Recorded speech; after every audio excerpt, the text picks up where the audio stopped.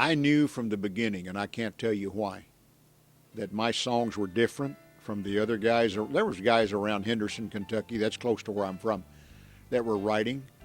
But I knew my songs were different. They were better. My songs were as good as what I was hearing on the radio. And I knew that. It took a long time to get Nashville to believe that, but eventually they did.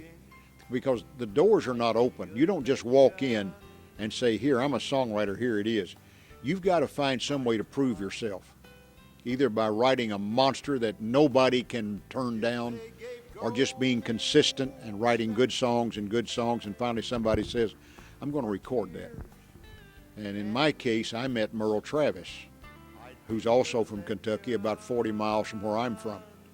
And Merle Travis loved my songwriting and got me in touch with Chet Atkins. Chet Atkins got me in touch with Mel Tillis, and that's when it happened. Well, my first big song came out of Mel's company.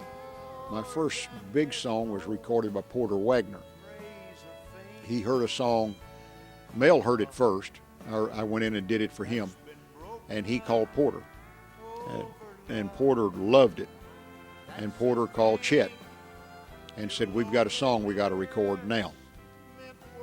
So that night, which does not happen, they recorded that song. That's how hot this song was, called Little Boy's Prayer. And he had a record out.